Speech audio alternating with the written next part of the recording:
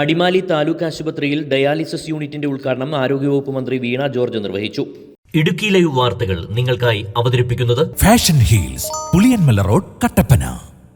സർക്കാർ പ്ലാൻ ഫണ്ടിൽ അനുവദിച്ച 3,06,00,000 രൂപ ഉപയോഗിച്ച് അടിമാലി താലൂക്ക് ആശുപത്രിയിൽ നിർമ്മിച്ച 10 കിടക്കകളുള്ള ഡയാലിസിസ് യൂണിറ്റാണ് പ്രവർത്തനം ആരംഭിച്ചത്. ഡയാലിസിസ് യൂണിറ്റിന്റെ ഉദ്ഘാടനം ആരോഗ്യവകുപ്പ് മന്ത്രി വീണ ജോർജ് നിർവഹിച്ചു. തമിഴ്നാട് അതിർത്തി മുതൽ എറണാകുളം ജില്ലയുടെ കിഴക്കൻ പ്രദേശങ്ങൾ വരെയുള്ള ദേവികുളം താലൂക്കിലെ ജനങ്ങൾ ഡയാലിസിസ് സേവനത്തിനായി എറണാകുളം, കോട്ടയം ജില്ലകളിലെ ആശുപത്രികളെയാണ് ആശ്രയിച്ചിരുന്നത്. അടിമാലി താലൂക്ക് ആശുപത്രിയിൽ ആരംഭിക്കുന്ന ഡയാലിസിസ് യൂണിറ്റ് രോഗികളുടെ ബുദ്ധിമുട്ടുകൾക്ക് പരിഹാരമാകുമെന്ന് മന്ത്രി പറഞ്ഞു. നിങ്ങൾക്ക് ഏവർക്കും അറിയുന്നതുപോലെ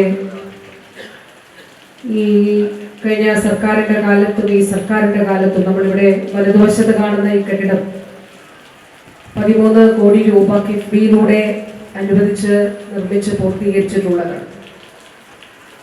ഇതിന് തൊട്ടടുത്ത ദിവസം ഇതിന് NOC ലഭ്യമാകുമെന്നുള്ളതാണ് പ്രതീക്ഷിക്കപ്പെടുന്നത്. അടിമാലി താലൂക്ക് ആശുപത്രി സംസ്ഥാന സർക്കാരിൻ്റെ ആർദ്ര മിഷന്റെ ഭാഗമായി നമ്മുടെ താലൂക്ക് ആശുപത്രികൾ സ്പെഷ്യാലിറ്റി ആശുപത്രികളായി ഉയർത്തുന്നതിൻ്റെ ഭാഗമായിട്ടുള്ള പദ്ധതികളാണ് ഇവിടെ ആവിഷ്കരിച്ച് നടപ്പിലാക്കുന്നത്. അതിൻ്റെ ഭാഗമായിട്ടാണ് ഡയാലിസിസ് യൂണിറ്റ് ഇവിടെ പ്രവർത്തനം ഇന്ന് ആരംഭിക്കുന്നത്. ഇനി സംസ്ഥാനത്ത് ശേഷിക്കുന്നത് ഏതാണ്ട് 24ഓളം താലൂക്ക് ആശുപത്രികളിൽ മാത്രമാണ് ഡയാലിസിസ് സേവനം ലഭ്യമല്ലാതെ. ബാക്കി എല്ലാ താലൂക്ക് ആശുപത്രികളിലും ഡയാലിസിസ് സേവനം ആരംഭിച്ചിട്ടുണ്ട്.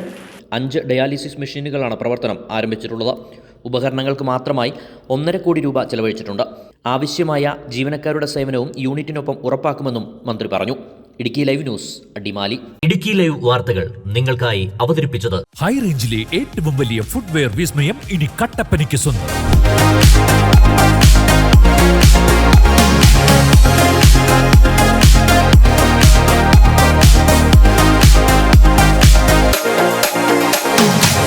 ഫാഷൻ ഹീൽസ്, അതിവിശാലമായ ഷോറൂം, ബ്രാൻഡഡ് കമ്പനികളുടെ അതിവിപുലമായ കളക്ഷൻസ്.